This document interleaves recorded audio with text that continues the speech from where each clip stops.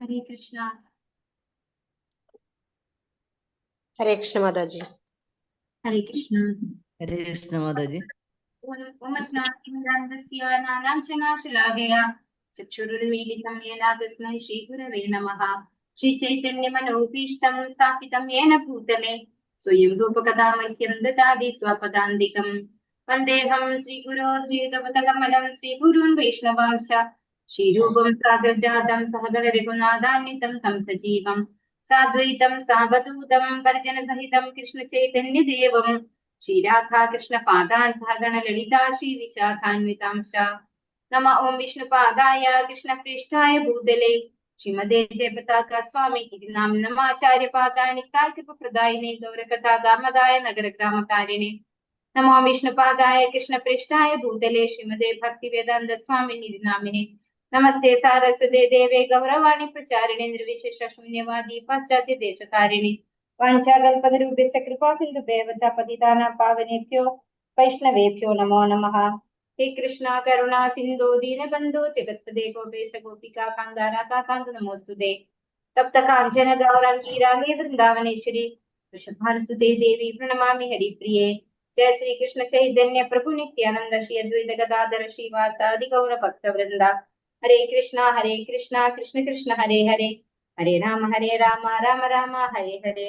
Shri Radha Govind Mandir ISKCON മാംഗ്ലൂരിന്റെ Bhagavad Gita level 2 ക്ലാസ്സിലേക്ക് എല്ലാ ഭക്തന്മാർക്കും സ്വാഗതം. ഹരേ കൃഷ്ണ. അപ്പൊ നമ്മള് 18ാമത്തെ അധ്യായം 55ാമത്തെ ശ്ലോകം വരെയാണ് കഴിഞ്ഞ ക്ലാസ്സിൽ നോക്കിയത്. ആർക്കെങ്കിലും ലൈറ്റ് ആയിട്ട് പറയാൻ പറ്റുമോ എന്താണ് കഴിഞ്ഞ ക്ലാസ്സിൽ നമ്മൾ എക്സ്പ്ലെയിൻ ചെയ്തതെന്ന്? ഹരേ കൃഷ്ണ. നമ്മൾ കുറെ കാര്യങ്ങൾ ഡിസ്കസ് ചെയ്തു അല്ലെ. ഭഗവാൻ ഈ 18ാമത്തെ അധ്യായത്തില് വളരെ എന്താ പറയാ ഓരോ എന്താണ് സാത്വികമായ ബുദ്ധി, ആരാണ് സാത്വികനായിട്ടുള്ള വ്യക്തി അല്ലെ, ആരാണ് രാജസികനായിട്ടുള്ള വ്യക്തി, ആരാണ് താമസികമായിട്ടുള്ള വ്യക്തി, പിന്നെ രാജസികമായിട്ടുള്ള ബുദ്ധി, താമസികമായിട്ടുള്ള ബുദ്ധി അല്ലെ, ഓരോ കാര്യങ്ങളും ഭഗവാൻ എടുത്തെടുത്ത് പറഞ്ഞുകൊണ്ടിരിക്കുകയാണ് ഇവിടെ. ഇനി എക്സ്പ്ലെയിൻ ചെയ്യണോ പുറകോട്ട് പോയിട്ട്, അതോ മുമ്പോട്ട് എടുക്കട്ടോ? മുമ്പോട്ട് എടുക്കാം. അപ്പൊ ഭക്ത്യ 55ാമത്തെ ശ്ലോകം ഒന്നുകൂടെ വായിക്കാം നമുക്ക്. ഭക്ത്യാ മാമഭിജാനാതി യാവാന്യശ്ചാസ്മി തത്വതഃ തതോ മാം തത്വദൂർജ്ഞാത്വാ വിശദി തദനന്തരം. ഭക്തിയുടെ സേവനം കൊണ്ട് മാത്രമേ ഞാനാണ് പരമദിവ്യോത്തമ പുരുഷൻ എന്ന സത്യം അറിയാൻ കഴിയൂ. ആ ഭക്തി കൊണ്ട് തന്നെ എന്നെ കുറിച്ച് പൂർണ്ണബോധം നേടുമ്പോൾ അയാൾക്ക് ദൈവ സാമ്രാജ്യത്തിൽ പ്രവേശിക്കാൻ സാധിക്കും. ഇപ്പോൾ നമുക്ക് ഭഗവാനെ കുറിച്ച്, ഭഗവാനാണ് പരമദിവ്യോത്തമ പുരുഷൻ എന്ന് അറിയണമെങ്കിൽ നമ്മൾ എന്ത് ചെയ്യണം? ഭഗവാനെ ഭക്തിയുത സേവനം ചെയ്യണം. എങ്ങനെയൊക്കെയാണ് ഭക്തിയുത സേവനം ചെയ്യേണ്ടത്? 9ാമത്തെ അധ്യായത്തിൽ പറയുന്നു, പത്രം പുഷ്പം ഫലം തോയം യോമേ ഭക്ത്യാ പ്രയച്ഛതി തദഹം ഭക്തിപ്രകൃതം അശ്നാമി പ്രയതാത്മനഃ. അല്ലെ, നമ്മൾ ഭഗവാനെ പത്രം പുഷ്പം ഫലം തോയം എന്തെങ്കിലുമൊക്കെ ഭഗവാന് കൊടുക്കാൻ എല്ലാവർക്കും സാധിക്കും. അത് നമ്മൾ ഭഗവാന് നിവേദിക്കണം. പിന്നെ എന്ത് പറയുന്നുണ്ട് ഭഗവാൻ?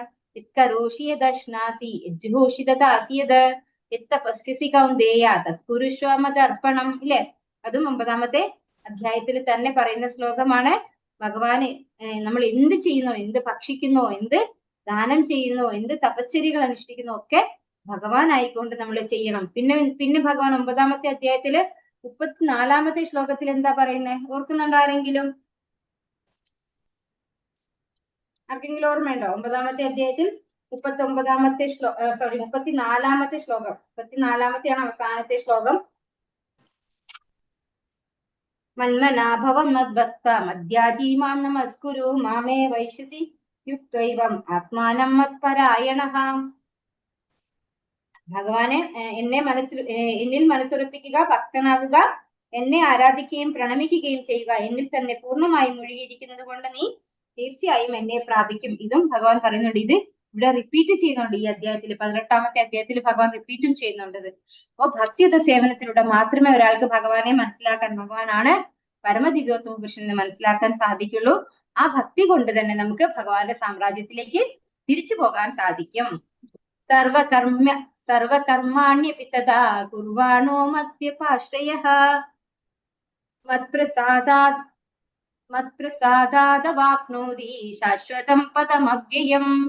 ഏതു തരം പ്രവൃത്തികളിൽ ഏർപ്പെട്ടിരുന്നാലും എന്നെ മാത്രം ആശ്രയിക്കുന്ന എന്റെ വിശുദ്ധ ഭക്തൻ എന്റെ കാരുണ്യത്താലും സംരക്ഷണത്താലും അനശ്വരവും ശാശ്വതവുമായ എന്റെ ധാമം പ്രാപിക്കും. ഇപ്പൊ ഭഗവാൻ പറയാണ്, ഏതു തന്നെ പ്രവൃത്തികളിൽ നമ്മൾ ഏർപ്പെട്ടിരുന്നാലും ഭഗവാനെ മാത്രം ആശ്രയിക്കുന്ന ഭഗവാന്റെ ശുദ്ധഭക്തൻ ഭഗവാന്റെ കാരുണ്യത്താലും സംരക്ഷണത്താലും ഭഗവാന്റെ ധാമത്തിലേക്ക്, ശാശ്വതവും അനശ്വരമായ ധാമത്തിലേക്ക് പോകും എന്ന് ഭഗവാൻ ഗ്യാരണ്ടി തരണം. ഭഗവാനെ ആശ്രയിക്കണം. ചേതസാ സർവകർമാണി വൈസമ്യസ്യ മത്പരഃ ബുദ്ധിയോഗമുപാശ്രിത്യ മച്ചിത്തഃ സതതം ഭവാ.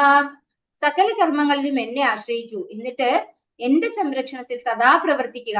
അങ്ങനെയുള്ള ഭക്തിയുടെ സേവനത്തിൽ എന്നെ പറ്റിയുള്ള പൂർണ്ണമായ ബോധവും ഉണ്ടായിരിക്കണം. അപ്പൊ ഭഗവാനെ പരിപൂർണമായിട്ട്, ഭഗവാനാണ് പരമദിവ്യോത്തമ പുരുഷൻ. ഭഗവാൻ പറയുന്നുണ്ട്, അഹം ബീജപ്രതഃപിത മമൈവാംശോ ജീവലോകെ, അല്ലെ? ഇനി ഇവിടെ ഈ അധ്യായത്തിലും പറയുന്നുണ്ട്, വരുന്ന ശ്ലോകങ്ങളിൽ പറയുന്നുണ്ട്, ഈശ്വര സർവഭൂതാന ഹൃദയശേർച്ചുന തിഷ്ഠതി ഭ്രാമയൻ സർവഭൂതാനി യന്ത്രാരൂഢാനി മായയ. അപ്പോ എല്ലായിടത്തും ഭഗവാന്റെ ശാശ്വത അംശമാണ് നമ്മളെന്ന് പറയുന്നുണ്ട്, അല്ലെ? അങ്ങനെയുള്ള നമ്മൾ എന്ത് ചെയ്യണം? ഭഗവാനെ പറ്റി പൂർണ്ണമായിട്ട് ബോധം ഉണ്ടാകണം. ഭഗവാനെ തന്നെ ആശ്രയിക്കണം. നമ്മൾ എന്ത് ചെയ്താലും ഭഗവാന്റെ ആശ്രിതത്വത്തിനനുസരിച്ചിരിക്കും നമുക്ക് കിട്ടുന്ന റിസൾട്ട്. എന്നിട്ട് ഭഗവാന്റെ സംരക്ഷണത്തിൽ പ്രവർത്തിക്കുക. അങ്ങനെയുള്ള ഭക്തി സേവനത്തിൽ എന്നെ കുറിച്ചുള്ള പൂർണ്ണമായ ബോധവും ഉണ്ടായിരിക്കണം. അപ്പൊ നമ്മൾ ഏത് രീതിയിലാണ് ഭഗവാനെ ആശ്രയിക്കേണ്ടത്? പരിപൂർണമായിട്ട് ആശ്രയിക്കണം. എന്ത് കർമ്മം ചെയ്താലും അതിലൊന്നും എന്താണ്, നമ്മുടെ ഒരു എഫേർട്ടും ഇല്ല. ആരാണ് അത് ചെയ്യിപ്പിക്കുന്നത്? നമ്മളെ കൊണ്ട് ഭഗവാൻ ചെയ്യിപ്പിക്കുന്നതാണെന്നുള്ള രീതിയിൽ ഒരു ഡ്യൂട്ടി എന്ന നിലയിൽ അറ്റാച്ച്മെന്റ് ഇല്ലാതെ ഭഗവാനോട് അറ്റാച്ച്ഡ് ആയിക്കൊണ്ട് നമ്മൾ കർമ്മം ചെയ്യണം. ഇനി അങ്ങോട്ട് ഭഗവാൻ സ്ട്രോങ് ആയിട്ടുള്ള ഉപദേശമാണ് കൊടുക്കുന്നത്. ലാസ്റ്റ് വരെയാണ്, അല്ലെ? മച്ചിത്ത സർവ ദുർഗാണി മത്പ്രസാദാത്തരിഷ്യസി അതചേത്വമഹങ്കാരാൻ നശ്രോഷ്യസി വിനങ്ഷ്യസി. എന്നെ കുറിച്ച് ബോധവാനായിരുന്നാൽ നിനക്ക് എന്റെ പ്രസാദം കൊണ്ട് തന്നെ ബദ്ധജീവിതത്തിന്റെ സകല ക്ലേശങ്ങളെയും അതിജീവിക്കാൻ കഴിയും. ആ ബോധത്തോടെ പ്രവർത്തിക്കാതെ മിഥ്യാഹങ്കാരം കൊണ്ട് എന്റെ അഭിമതം അനുസരിക്കാതെ പോയാലാകട്ടെ നാശമാണ് ഫലം. അപ്പൊ ഇവിടെ എന്താ പറയുന്നത്? ഇവിടെ ഇപ്പോ നോക്കൂ, എന്നെ കുറിച്ച് ബോധവാനായിരുന്നാൽ നിനക്ക് എന്റെ പ്രസാദം കൊണ്ട് തന്നെ ബദ്ധജീവിതത്തിന്റെ സകല ക്ലേശങ്ങളെയും അതിജീവിക്കാൻ കഴിയും എന്നാണ് ഭഗവാൻ പറയുന്നത്. ഭഗവാനെ കുറിച്ച് ബോധവാനായിരിക്കുന്ന ഒരു ജീവാത്മാവിനെ ഒരിക്കലും ക്ലേശങ്ങൾ ഉണ്ടാവില്ല എന്ന് ഭഗവാൻ ഇവിടെ പറയുന്നുണ്ടോ? ഇവിടെ എന്താ പറയുന്നത്? ഭഗവാനെ കുറിച്ചുള്ള ബോധം ഉണ്ടായിക്കഴിഞ്ഞാൽ ഭഗവാന്റെ പ്രസാദം കൊണ്ട് എല്ലാ ക്ലേശങ്ങളെയും അതിജീവിക്കാൻ സാധിക്കും എന്നാണ് പറയുന്നത്. അല്ലാണ്ട് നിങ്ങൾക്ക് ഒരു ക്ലേശവും വരില്ല എന്ന് ഭഗവാൻ ഇവിടെ പറയുന്നേ ഇല്ല, അല്ലെ? നമ്മളപ്പോ നമ്മള് ഭക്തി ചെയ്യുമ്പോൾ മറ്റുള്ളവർ നമ്മളോട് ചോദിക്കുക, എന്തെങ്കിലും ഒരു ബുദ്ധിമുട്ട് വരുമ്പോൾ, അതെന്താ ഇത്രയൊക്കെ ഭക്തി ചെയ്തിട്ട് നിങ്ങളുടെ ജീവിതത്തിൽ ബുദ്ധിമുട്ട് വരുന്നതെന്ന്. അപ്പൊ ഭഗവാൻ കൃത്യമായിട്ട് ഭഗവത്ഗീതയിൽ പറഞ്ഞിട്ടുണ്ട്, നിങ്ങളെ അതിൽ അതിജീവിക്കാനും ഞാൻ സഹായിക്കും, അല്ലാണ്ട് ഒരു പ്രശ്നവും വരില്ല എന്ന് ഭഗവാൻ എവിടെയും പറയുന്നില്ല, അല്ലെ? എന്നെ കുറിച്ച് ബോധവാനായിരുന്നാൽ നിനക്ക് എന്റെ പ്രസാദം കൊണ്ട് തന്നെ ബദ്ധജീവിതത്തിന്റെ സകല ക്ലേശങ്ങളെയും അതിജീവിക്കാൻ സാധിക്കും എന്നാണ് ഭഗവാൻ കൃത്യമായിട്ട് പറഞ്ഞു തരുന്നത്. ആ ബോധത്തോടെ പ്രവർത്തിക്കാതെ മിഥ്യാഹങ്കാരം കൊണ്ട് എന്റെ അഭിമതം അനുസരിക്കാതെ പോയാലാകട്ടെ നാശമാണ് ഫലം. അപ്പൊ ഭഗവാനെ, അതായത് നമ്മൾ ആ ശരീരബോധത്തോടു കൂടി ഇരുന്ന് ഭഗവാനെ ആശ്രയിക്കാതെ, അതായത് ഞാൻ ഈ ശരീരമാണ്, എനിക്ക് ഇതൊക്കെ ചെയ്യാൻ അറിയാം, എനിക്ക് നല്ല കഴിവുണ്ട്, ബുദ്ധിയുണ്ട് എന്നൊക്കെ വിചാരിച്ച് നമ്മള് നമ്മുടെ ഇഷ്ടത്തിന് എന്തെങ്കിലും ചെയ്തു കഴിഞ്ഞാൽ, ഭഗവാന്റെ ഇഷ്ടത്തിനല്ലാതെ നമ്മുടെ ഇഷ്ടത്തിന് ചെയ്തു കഴിഞ്ഞാൽ എന്താണ് ഫലം? നാശമാണ് ഫലം എന്ന് വൃത്തിയായിട്ട് ഭഗവാൻ പറയാണ് ഈ ഒരു ശ്ലോകത്തിൽ, അല്ലെ?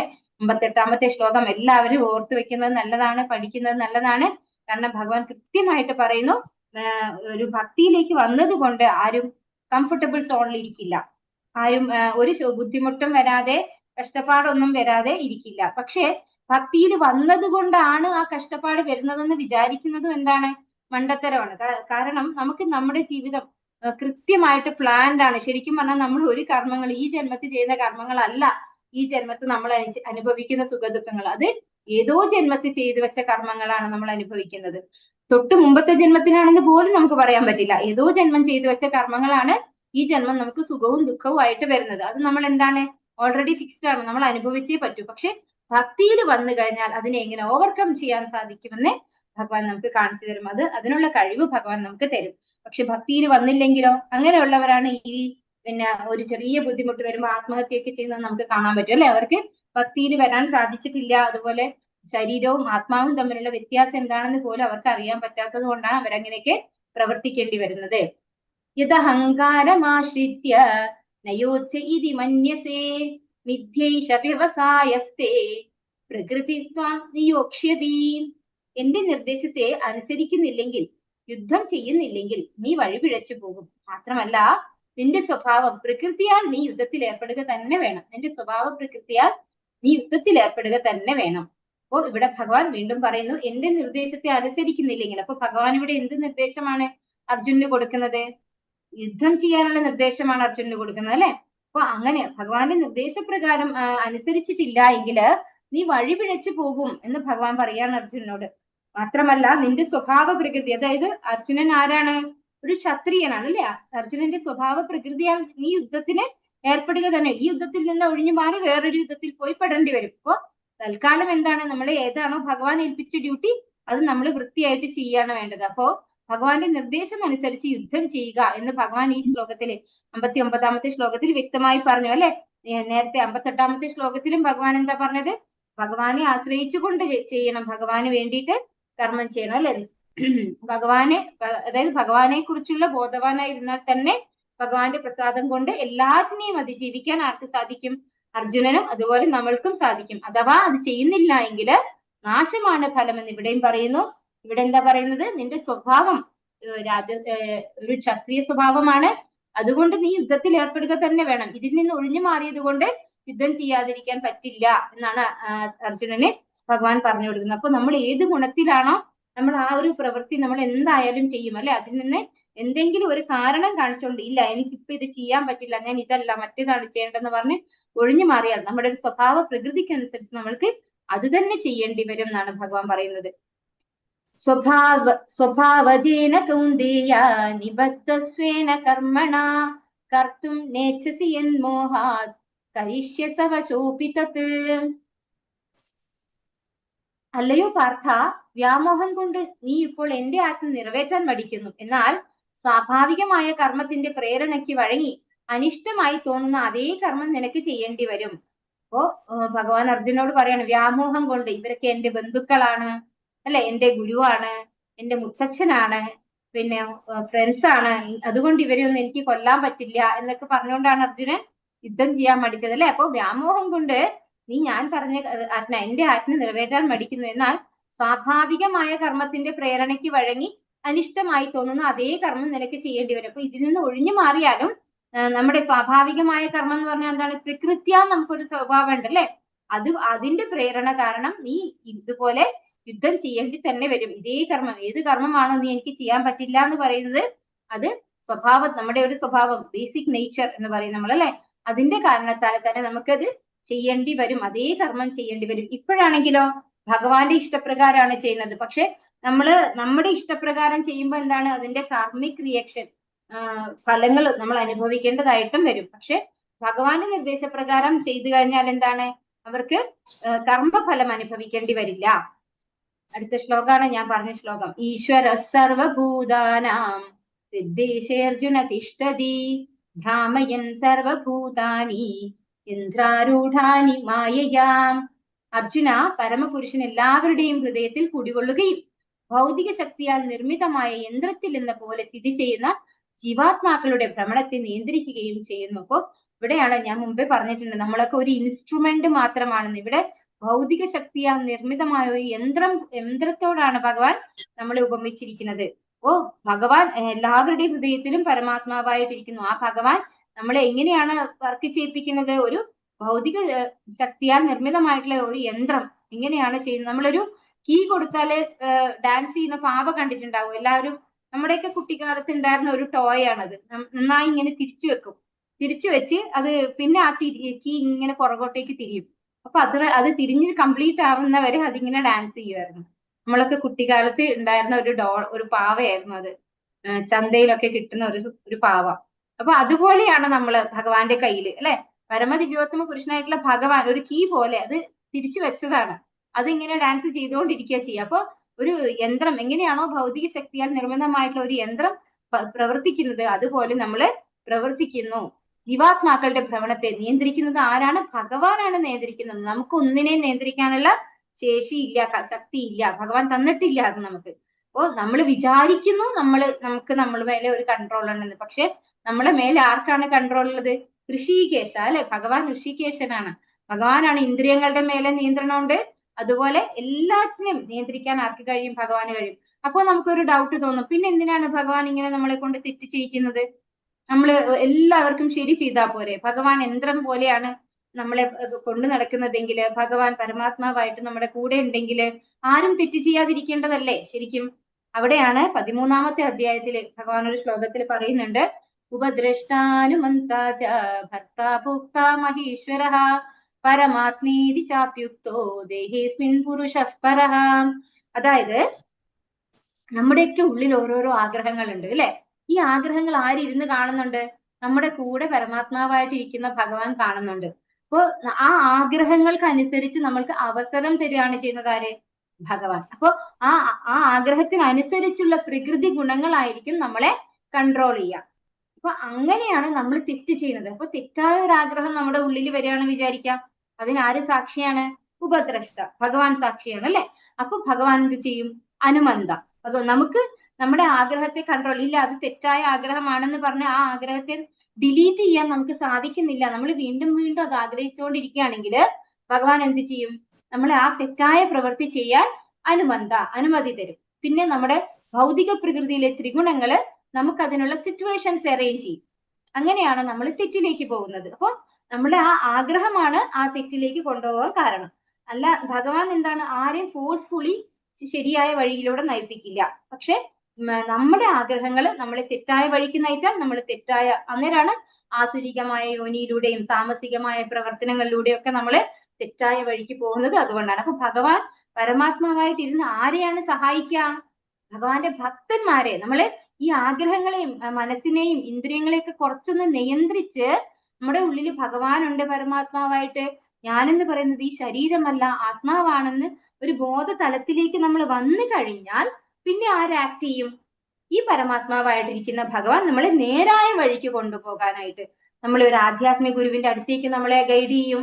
നമ്മുടെ സിറ്റുവേഷൻസ് അതിനനുസരിച്ച് ചെയ്തു തരും. അങ്ങനെ ഒരു സിറ്റുവേഷൻ വരുമ്പോൾ നമുക്ക് എന്താണ്? ഭക്തിയിലേക്ക് മാറാൻ സാധിക്കും. അപ്പോ രണ്ടു വിധത്തിലും പരമാത്മാവായിട്ട് ഭഗവാൻ ഉണ്ടെങ്കിലും തെറ്റിന്റെ വഴിയിലും ജനങ്ങൾ പോവും, ശരിയുടെ വഴിയിലേക്കും പോവും. അപ്പൊ അത് എങ്ങനെയാണ് വരുന്നത്? കുറച്ചൊക്കെ നമ്മൾ ഒന്ന് സെൻസ് കൺട്രോൾ ചെയ്യണം. അത് സെൻസ് കൺട്രോൾ ചെയ്ത് ആഗ്രഹം വേണം അല്ലെ? തതോ ബ്രഹ്മജിജ്ഞാസ എന്ന് പറയും ശിലപ്രഭുപാദർ. അതായത് നമുക്ക് ഞാൻ ആരാണ് ശരിക്കും എന്ന് അറിയാനുള്ളൊരു വാഞ്ച, ആഗ്രഹം, അതാണ് ഫസ്റ്റ് സ്റ്റെപ്പ് എന്ന് പറയുന്നത്. അതുണ്ടെങ്കിലാണ് നമുക്ക് പിന്നീടുള്ള പ്രോസസ്സ്, ഇന്ദ്രിയ നിയന്ത്രണം നമുക്ക് ചെയ്യാനും ഗുരുവിനെ സ്വീകരിക്കാനും ഒക്കെയുള്ള ഒരു സിറ്റുവേഷൻസ് ഭഗവാനായിട്ട് നമുക്ക് തരും. നമ്മൾ ആദ്യം ഭഗവാൻ ചൈത്യ ഗുരുവായിട്ട് നമ്മളെ നയിക്കും, പിന്നെയാണ് നമ്മളെ യഥാർത്ഥ ഗുരുവിലേക്ക് നമ്മളെ കൊണ്ടുപോവുക. ആ യഥാർത്ഥ ഗുരുവാണ് നമ്മളെ ഭഗവാന്റെ അടുത്തേക്ക് എത്തിക്കുക. തമേവ ശരണം ഗച്ഛ സർവഭാവേന ഭാരത തത്പ്രസാദാത് പരാം ശാന്തിം സ്ഥാനം പ്രാപ്സ്യസി ശാശ്വതം. ഹേ ഭാരത, ആ പരമപുരുഷനെ ആത്മാർപ്പണം ചെയ്യൂ. അവിടുത്തെ പ്രസാദം കൊണ്ട് നീ പരമമായ ശാന്തി നേടും, ശാശ്വതമായ പരമപദം പ്രാപിക്കും. ഇപ്പോ ആ പരമപുരുഷന് ആരാണ് ഇത് പറയുന്നത്? ഭഗവാൻ തന്നെയാണ് പറയുന്നത് അല്ലെ? ആ പരമപുരുഷന് ആത്മാർപ്പണം ചെയ്യൂ, അവിടുത്തെ പ്രസാദം കൊണ്ട് നീ പരമമായ ശാന്തി നേടും. അപ്പൊ ഭഗവാന് ആത്മസമർപ്പണം ചെയ്തു കഴിഞ്ഞാൽ ഭഗവാൻ ഹാപ്പി ആവും അല്ലെ? ഭഗവാൻ പ്രസാദിക്കും. അങ്ങനെ നമുക്ക് പരമമായ ശാന്തി നേടാൻ സാധിക്കും, ശാശ്വതമായ പരമപദം. ഏതാണ് ഈ ശാശ്വതമായ പരമപദം? ഭഗവത് ധാമം തന്നെയാണ് ശാശ്വതമായ പരമപദം. ഗത്വാന നിവർത്തന്തേ തദ്ധാമ പരമമ. എവിടെ ചെന്നാലാണോ തിരിച്ചു വരേണ്ടതില്ലാത്തത്, അതാണ് പരമമായ പദം. ഇതി തേ സ്നാനമാഖ്യാതം ഗുഹ്യാഗുഹ്യതരം മയാ വിമൃശ്യൈതദശേഷേണ യഥേച്ഛസി തഥാ കുരു. ഇപ്രകാരം അതിരഹസ്യമായ ജ്ഞാനമാണ് ഞാൻ നിനക്ക് വിവരിച്ചു തന്നത്. ഇനി സമഗ്രമായി ആലോചിച്ച ശേഷം ഹിതം എന്തെന്ന് തോന്നുന്നതെന്തോ അത് ചെയ്യുക. അപ്പൊ 63ാമത്തെ ശ്ലോകത്തിൽ ഭഗവാൻ എന്താ ചെയ്യുന്നത്? കൺക്ലൂഡ് ചെയ്യാണ് അല്ലെ? നമ്മള് ഒരു അമ്മ കുട്ടിയെ ശാസിക്കും അല്ലെ? ശാസിച്ചു കഴിഞ്ഞിട്ടാകുമ്പോ എന്താ പറയാ, കുറേ പറയും, എന്നിട്ട് ഇനി നീ നിനക്ക് ഇഷ്ടമുള്ളത് പോലെ ചെയ്തോളൂ എന്ന് പറഞ്ഞ് ഒഴിവാക്കി വിടും അല്ലെ? അതുപോലെയാണ് ഭഗവാൻ ഇവിടെ ഇത്രയും ഞാൻ പറഞ്ഞല്ലേ, അതിരഹസ്യമായ ജ്ഞാനമാണ് ഞാൻ നിനക്ക് വിവരിച്ചു തന്നത്. ഇനി നന്നായി ഒന്ന് ആലോചിച്ച ശേഷം നിനക്ക് എന്താണോ ഇഷ്ടം അത് നീ ചെയ്തോളൂ. എന്നിട്ട് ഭഗവാൻ നിർത്തിയോ? ഇനിയാണ് ഭഗവാൻ നന്നായി പറഞ്ഞു കൊടുക്കുന്നത്. നമ്മൾ ശരിക്കും അമ്മമാരെ നമ്മൾ കാണാറുണ്ട് അല്ലെ? കുട്ടികളെ ശാസിച്ചു കഴിഞ്ഞ് നല്ല അടിയും കൊടുത്ത് വിട്ടാലും പിന്നെയും പറയും, ഇല്ല നീ പറയുന്നത് കേക്ക്, ഞാൻ നിന്റെ നന്മയ്ക്ക് വേണ്ടിയാണ് പറയുന്നത്. പിന്നെയും പുറകെ പോയി പറയും അമ്മമാർ. ഞാനൊക്കെ അങ്ങനെയായിരുന്നു, അതുകൊണ്ടാണ് അത്ര കൃത്യമായിട്ട് പറയുന്നത്. അവര് പിന്നെയും പുറകെ പോയി പറയും, എന്താണ് ഞാൻ ഈ പറഞ്ഞതൊക്കെ നിന്റെ നന്മയ്ക്ക് വേണ്ടിയാണ്, നീ ഇനിയെങ്കിലും ഒന്ന് അനുസരിക്കൂ എന്നൊക്കെ പറഞ്ഞ് വിട്ടാലും പിന്നെയും പോയി പറയും. അതുപോലെ ഭഗവാൻ ഇനിയും പറയാണ്, സർവഗുഹ്യതമം ഭൂയഃ ശൃണുമേ പരമം വചഃ ഇഷ്ടോസി മേ ദൃഢമിതി തതോ വക്ഷ്യാമി തേ ഹിതം. എനിക്ക് എത്രയും പ്രിയപ്പെട്ട സുഹൃത്തായതിനാലാണ് പരമഗുഹ്യമായ ഈ ജ്ഞാനം, സർവോത്തമമായ ഈ ഉപദേശം നിനക്ക് നൽകുന്നത്. ഇനിയും കേൾക്കൂ, നിന്റെ മേന്മയ്ക്ക് വേണ്ടിയാണിത്. ഭഗവാൻ പറയാണ്, എനിക്ക് നിന്നോട് അത്രയും ഇഷ്ടമായത് കൊണ്ടാണ് ഞാൻ ഇത്ര രഹസ്യമായ ജ്ഞാനം പറഞ്ഞു തന്നത്. ഇനിയും നിന്റെ നന്മയ്ക്ക് വേണ്ടിയാണ് ഞാൻ പറയുന്നത്, ഇനിയും കേൾക്കൂ. ഓ സ്വതവേ എന്താണ്, കുട്ടികൾക്കൊന്നും ഇങ്ങനെ ഉപദേശം കേൾക്കാൻ ഇഷ്ടമല്ല അല്ലെ? ആർക്കും ഇഷ്ടമല്ല, കുട്ടികളെന്ന് മാത്രമല്ല ആർക്കും ഉപദേശം കേൾക്കാൻ ഇഷ്ടമല്ല. തുടങ്ങി ഉപദേശം എന്നാ പറയാ അല്ലെ? പക്ഷെ ഈ ഉപദേശിക്കുന്നവർക്ക് ഭഗവാന്റെ ആ ഒരു സ്വഭാവം അതാണ് തോന്നുന്നു കിട്ടിയിട്ടുണ്ടാവുക അല്ലെ? എല്ലാം ഭഗവാനിൽ നിന്ന് വന്നിട്ടുള്ളതാണ്. അപ്പൊ അതുപോലെ ഭഗവാൻ ഇവിടെ വീണ്ടും പറയാണ്, നിന്റെ നന്മയ്ക്ക് വേണ്ടിയാണ്, നീ ഇഷ്ടമുള്ളത് പോലെ ചെയ്യുന്ന പറഞ്ഞു വിട്ടു. അത് കഴിഞ്ഞ് വീണ്ടും പറയാണ്, ഇപ്പൊ ഞാൻ ഇനി പറഞ്ഞുതരാം, അത് നിന്റെ നന്മയ്ക്ക് വേണ്ടിയാണ് എന്ന് പറഞ്ഞ് വീണ്ടും പറയാമാണ് ഭഗവാൻ. മന്മനാഭവ മദ്ഭക്ത്യാ ഭക്താ മദ്യാജീ മാം നമസ്കുരു മാമേ വൈശ്യസി സത്യം തേ പ്രതിജാനേ പ്രിയോസി മേ. നേരത്തെ ഞാൻ പറഞ്ഞൊരു ശ്ലോകം ഉണ്ട് 9-ാമത്തെ അധ്യായത്തില് 34-ാമത്തെ ശ്ലോകം എന്ന് പറഞ്ഞത്. ഇതിൽ ചെറിയൊരു വ്യത്യാസം 2-ാമത്തെ ലൈനിൽ, ബാക്കിയൊക്കെ സെയിം ആണ്. ഭഗവാൻ പറയുന്നത് എന്താണ്? എപ്പോഴും എന്നെ ഓർക്കുക, എന്റെ ഭക്തനാവുക, എന്നെ ആരാധിക്കുകയും പ്രണമിക്കുകയും ചെയ്യുക. ഇങ്ങനെ ചെയ്തു പോന്നാൽ നിശ്ചയമായും നിനക്ക് എന്നെ പ്രാപിക്കാം. ഞാൻ തീർത്ത് പറയുന്നു, എന്തെന്നാൽ എനിക്ക് പ്രിയപ്പെട്ടവനാണ് നീ, എനിക്ക് പ്രിയപ്പെട്ടവനായതുകൊണ്ട് ഞാൻ നിന്നെ ഉപദേശിക്കുവാണ്. എന്നെ ഓർക്കൂ, എപ്പോഴും എന്നെ ഓർത്ത് എന്റെ ഭക്തനായി എന്നെ ആരാധിക്കുകയും എന്നെ പ്രണമിക്കുകയും ചെയ്യൂ. ഇങ്ങനെ ചെയ്താൽ മാത്രം നിനക്ക് എന്നെ പ്രാപിക്കാൻ സാധിക്കും. അത് നിനക്ക് എന്നെ ഏറ്റവും, എനിക്ക് നിന്നോട് ഭയങ്കര ഇഷ്ടമുള്ളത് കൊണ്ടാണ് ഞാൻ പറയുന്നത് എന്നാണ് പറയുന്നത്. ഇതുപോലെ തന്നെയാണ് അമ്മമാരും പറയാ അല്ലെ? കുറെ ശാസിക്കും, കുറെ പറയും, നീ എനിക്ക് തോന്നിയ പോലെ ചെയ്യുന്നവരും പിന്നെയും പുറകെ പോയി പറയും, നിന്നോട് എനിക്ക് ഭയങ്കര ഇഷ്ടമാണ്, നീ ഒരു പാവം കുട്ടിയാണ്, അതുകൊണ്ടാണ് നിന്നോട് ഞാൻ പറയുന്നത് അല്ലെ? അതുപോലെ ഭഗവാൻ അർജുനോടും പറയാണ്, നീ എന്നെ ഓർക്കൂ, എന്റെ ഭക്തനാവൂ, എന്നെ ആരാധിക്കൂ, എന്നെ പ്രണമിക്കൂ. ഇങ്ങനെ ചെയ്താൽ നിനക്ക് എന്റെ ധാമത്തിലേക്ക് തിരിച്ചു പോകാം, നീ എനിക്ക് വളരെ പ്രിയപ്പെട്ടവനാണ് എന്ന് പറയുന്നു അർജുനനോട്. ഇനി അടുത്തത് വളരെ വളരെ വളരെ ഇമ്പോർട്ടന്റ് ആയിട്ടുള്ള ശ്ലോകമാണ് ഭഗവത്ഗീതയില്. എന്താണ് ഏറ്റവും കാതലായിട്ടുള്ള ശ്ലോകമാണ്. 18-ാമത്തെ അധ്യായത്തിൽ 66-ാമത്തെ ശ്ലോകം. സർവധർമാൻ പരിത്യജ്യ മാമേകം ശരണം വ്രജ അഹം ത്വാം സർവപാപേഭ്യോ മോക്ഷയിഷ്യാമി മാ ശുചഃ. എല്ലാവർക്കും ഒരു പ്രാവശ്യം ചൊല്ലാം ഈ ശ്ലോകം. സർവധർമാൻ പരിത്യജ്യ മാമേകം ശരണം വ്രജ സർവധർമാൻ പരിത്യജ്യ മാമേകം ശരണം വ്രജ.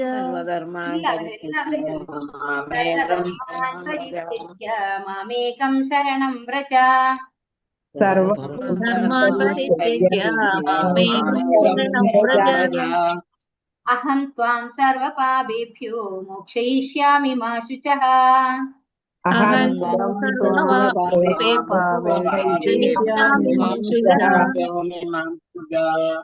ഭഗവാൻ പറയുന്നു, സർവധർമ്മങ്ങളെയും ത്യജിച്ച് എന്നിൽ ശരണം തേടുക, ഞാൻ നിന്നെ സകല പാപപ്രതികരണങ്ങളിൽ നിന്ന് മോചിപ്പിക്കാം, ഭയപ്പെടേണ്ട. അപ്പോ നമ്മൾ എല്ലാ ധർമ്മങ്ങളെയും ത്യജിച്ചുകൊണ്ട് ഭഗവാനെ ശരണം പ്രാപിക്കാനാണ് ഭഗവാൻ പറയുന്നത്.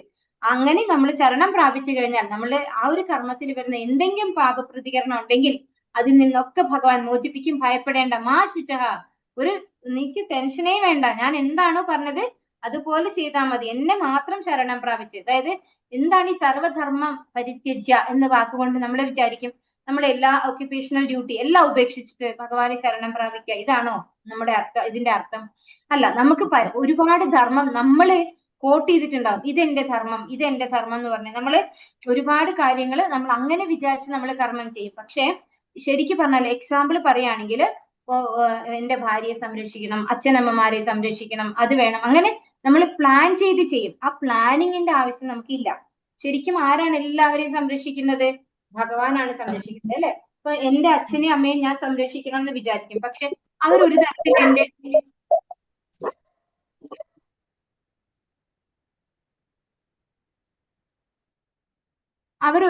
എന്റെ അടുത്ത് വരില്ല, എന്റെ സംരക്ഷണത്തിലേക്ക് അവർ വരില്ല എങ്കിൽ എന്താ ചെയ്യാം? നമുക്ക് ഇന്നത്തെ സമൂഹത്തിൽ കാണാൻ സാധിക്കും, എല്ലാവർക്കും അങ്ങോട്ടും ഇങ്ങോട്ടും ഫൈറ്റ് ആണ് അല്ലെ?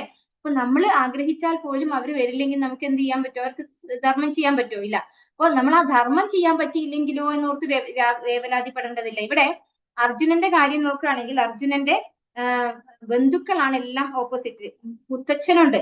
മുത്തച്ഛനെ സംരക്ഷിക്കേണ്ടത് കൊച്ചുമകനായിട്ടുള്ള അർജുനന്റെ ഒരു ധർമ്മമാണ് അല്ലെ. അപ്പോ അതുപോലെ അവരുടെയൊക്കെ അതായത് ഈ യുദ്ധത്തിന് വന്നിരിക്കുന്ന ആളുകൾക്കൊക്കെ പത്നിമാരുണ്ട് വീട്ടില്, അവർക്കൊക്കെ മക്കളുണ്ട്. ഇവരോടൊക്കെ തെറ്റ് ചെയ്യുന്നു എന്നുള്ള തോന്നലാണ് ആർക്കുള്ളത്?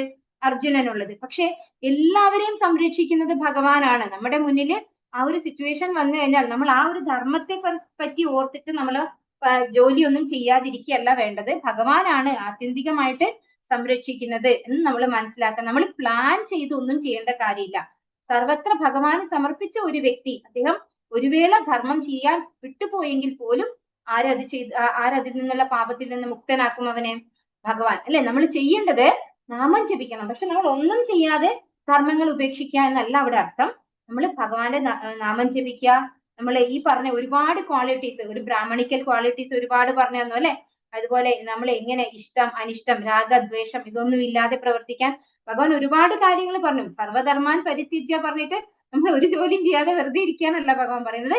ഭഗവാന്റെ ഭക്തിയിലേക്ക് വന്നിട്ടുള്ള ഒരു വ്യക്തി, ഭഗവാന്റെ നിർദ്ദേശം അനുസരിച്ച് പ്രവർത്തിക്കുന്ന ഒരു വ്യക്തി, ഭഗവാനെ നമസ്കരിച്ച് ഭഗവാനെ മാത്രം ആശ്രയിച്ച് ഭഗവാൻ എന്താണോ പറയുന്നത് അത് തന്നെ പ്രവർത്തിക്കുന്ന ഒരു വ്യക്തി, അങ്ങനെയുള്ള വ്യക്തി സർവധർമ്മം അതൊക്കെ പരിത്യജിച്ച് ഭഗവാനെ ആശ്രയിച്ച് ഭഗവാന്റെ ശരണത്തിൽ ഇരുന്നു കഴിഞ്ഞാൽ ആ വ്യക്തിക്ക് എന്താണ്? ഒരു പാപ പ്രതികരണങ്ങളിൽ നിന്നും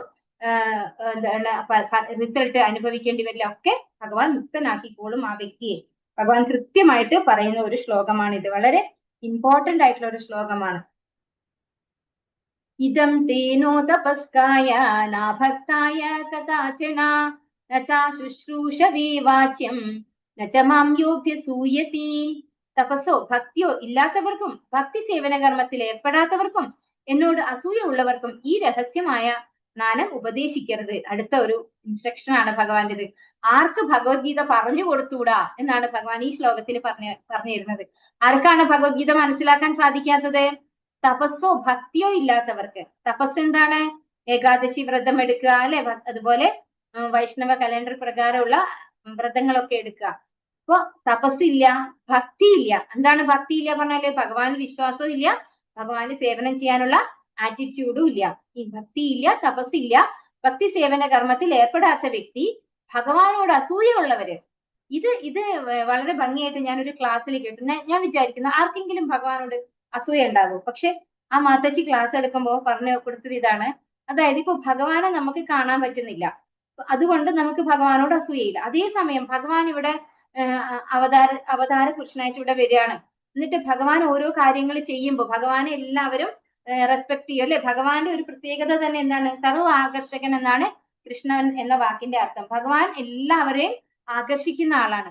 അപ്പൊ അങ്ങനെയുള്ള ഇത് കാണുമ്പോൾ ഈ അസൂയുള്ളവർക്ക് എന്താ തോന്നുന്നത്? ഇതിന്റെ എല്ലാവരും ഇയാളെ തന്നെ റെസ്പെക്ട് ചെയ്യുന്നത്, ഇങ്ങനെ ഒരു തോന്നൽ നമ്മുടെ ഉള്ളിൽ വരും അല്ലെ. ഭഗവാൻ ഇവിടെ അങ്ങനെ വരാത്തത് കൊണ്ടാണ് നമുക്കത് മനസ്സിലാവാത്തത്, ഈ അസൂയ ഉണ്ടാവില്ല എന്നുള്ളത്. പക്ഷെ ഭഗവാനോട് അസൂയുള്ളവരുണ്ട്. അതുകൊണ്ടാണ് ഇവിടെ വ്യക്തമായിട്ട് ഭഗവാൻ പറയുന്നത് ഭഗവാനോട് അസൂയുള്ളവർക്കും തപസ്സും ഭക്തിയും ഇല്ലാത്ത ഭക്തിയുത സേവനത്തിൽ ഏർപ്പെടാത്ത വ്യക്തികൾക്കും ഭഗവത്ഗീത മനസ്സിലാക്കാൻ സാധിക്കില്ല. രഹസ്യമായി ജ്ഞാനം ഉപദേശിക്കരുത്. അവർക്ക് പറഞ്ഞു കൊടുത്തിട്ട് കാര്യമില്ല. അവര് എതിർക്കേ ഉള്ളൂ. ഇങ്ങോട്ട് എതിർത്ത് വരികയാണ് ചെയ്യുക. അപ്പൊ ആർക്കാണ് ഭഗവത്ഗീത പറഞ്ഞു കൊടുക്കാൻ പാടില്ലാത്തതെന്നാണ് ഭഗവാൻ 67-ാമത്തെ ശ്ലോകം 18-ാമത്തെ അധ്യായത്തിൽ പറയുന്നത്. തപസ്സോ ഭക്തിയോ ഇല്ലാത്തവർക്കും ഭക്തി സേവനത്തിൽ ഏർപ്പെടാത്തവർക്കും ഭഗവാനോട് അസൂയുള്ളവർക്കും ഭഗവാന്റെ ഈ രഹസ്യമായ ജ്ഞാനം ഉപദേശിക്കരുത്. ഇദം പരമം ഗുഹ്യം മദ്ഭക്തേഷ്വഭിധാസ്യതി ഭക്തിം മയി പരാം കൃത്വാ മാമേ വൈശ്യത്യ സംശയഃ. പരമരഹസ്യമായ ഈ ജ്ഞാനത്തെ എന്റെ ഭക്തന്മാർക്ക് ഉപദേശിക്കുന്നവന് ശുദ്ധ ഭക്തിയുത സേവനം സുനിശ്ചിതമാണ്. അവസാനം അയാൾ എന്നിലേക്ക് തിരിച്ചെത്തുകയും ചെയ്യും. അതേസമയം നേരത്തെ പറഞ്ഞു അഭക്തന്മാർക്ക്, ഭഗവാൻ വിശ്വാസം ഇല്ലാത്ത, ഭഗവാനോട് അസൂയുള്ള ആളുകൾക്ക് ഭഗവത്ഗീത പറഞ്ഞു കൊടുക്കരുത് എന്ന് പറഞ്ഞു അല്ലെ. ഇനി ഇവിടെ പറയുന്നു പരമരഹസ്യമായി ഈ ജ്ഞാനത്തെ എന്റെ ഭക്തന്മാർക്ക് ഉപദേശിക്കുന്നവനെ. അപ്പൊ ഭഗവാന്റെ ഭക്തന്മാർക്കാണ് ഇത് കേൾക്കാൻ താല്പര്യം ഉണ്ടാവുള്ളൂ.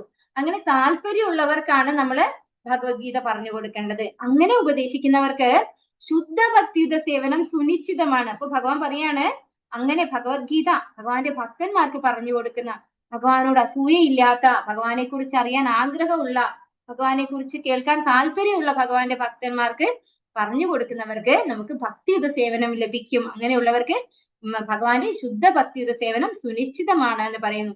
അവസാനം അയാൾ എന്നിലേക്ക് തിരിച്ചെത്തുകയും ചെയ്യും. അപ്പൊ അൾട്ടിമേറ്റ് ആയിട്ട് അവസാനം ആ വ്യക്തി ഭഗവാന്റെ ധാമത്തിലേക്ക് തിരിച്ചു പോകും. അപ്പൊ നമുക്ക് ഈ ഒരു സേവനം ചെയ്താൽ തന്നെ ഭഗവത് ധാമത്തിലേക്ക് തിരിച്ചു പോകാം. അതായത് ഭഗവത്ഗീത ഭഗവാന്റെ ഭക്തന്മാർക്ക് ഉപദേശിച്ചു കൊടുത്താൽ തന്നെ ഭഗവാന്റെ ധാമത്തിലേക്ക് തിരിച്ചു പോകാം.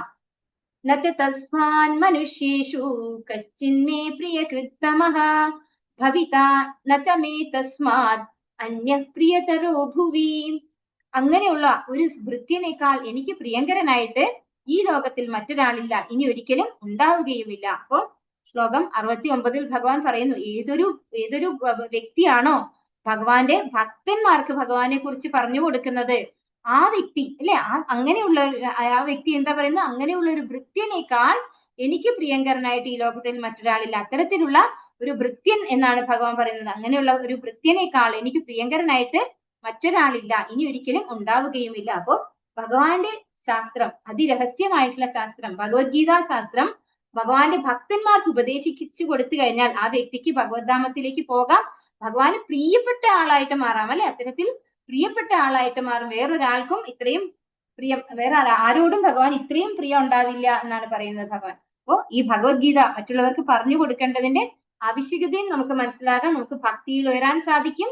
അതുപോലെ ഭഗവാന് പ്രിയപ്പെട്ട ഭക്തനാവാനും ഭഗവാന്റെ ഭൃത്യൻ നമ്മള് ഗുരുശിഷ്യ പരമ്പരയിലൂടെയാണ് വരുന്നത് അല്ലെ. അപ്പോ നമ്മള് ദാസാനുദാസൻ അങ്ങനെയാണ് പറയുന്നത്. അധ്യേഷ്യത്തെ ച ഇമം ധർമ്മ്യം സംവാദമാവയോഃ നാനയജ്ഞേന തേനാഹം ഇഷ്ടസ്യാമിതി മേ മതിഃ. നമ്മൾ തമ്മിൽ നടത്തുന്ന പാവനമായ ഈ സംഭാഷണം പഠിച്ചറിയുന്നവർ ബുദ്ധി കൊണ്ട് എന്നെ ആരാധിക്കുകയാണ് ചെയ്യുന്നതെന്ന് ഞാൻ പ്രഖ്യാപിക്കുന്നു.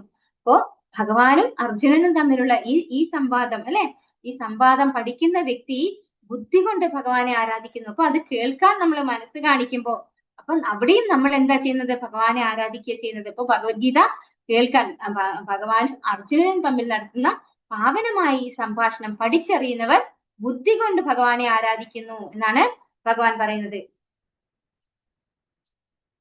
ശ്രദ്ധാവാനനസൂയശ്ച ശൃണുയാദപി യോ നരഃ സോപി മുക്തശുഭാം ലോകാൻ പ്രാപ്നുയാത് പുണ്യകർമ്മണാം.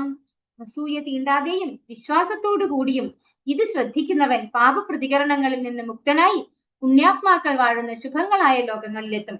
അപ്പോ വളരെ വിശ്വാസത്തോടു കൂടി, അത് അസൂയ തീണ്ടാതെ, അതായത് ഭഗവാനോട് യാതൊരു അസൂയയും തോന്നാതെ വളരെ ശ്രദ്ധയോടുകൂടി ഭഗവത്ഗീത ശ്രവിക്കുന്ന വ്യക്തിക്ക് എല്ലാ പാപപ്രതികരണങ്ങളിലും മുക്തനായി പുണ്യാത്മാക്കൾ വാഴുന്ന ഉന്നത ഗ്രഹങ്ങളിലേക്ക് എത്താൻ സാധിക്കും. അപ്പോ ഭക്തി ഒന്നും ചെയ്തില്ല, അസൂയ ഒന്നും ഇല്ലാതെ വിശ്വാസത്തോടു കൂടി ഈ ഭഗവത്ഗീത ശാസ്ത്രം ശ്രവിക്കുക എന്ന ഒരു കർമ്മം ചെയ്യുമ്പോൾ തന്നെയും നമ്മൾ എല്ലാ പാപപ്രതികരണങ്ങളിൽ നിന്ന് മുക്തരാകുന്നു, പുണ്യാത്മാക്കൾ വാഴുന്ന ലോകങ്ങളിലേക്ക് എത്തുന്നു. അങ്ങനെയാണ് ഭഗവാൻ പറയുന്നത്. അപ്പൊ ഭക്തിയുടെ സേവനം കൂടി ചെയ്യുകയാണെങ്കിലോ നമ്മളും ഭഗവാനെ പ്രിയപ്പെട്ടവരാകും അല്ലെ.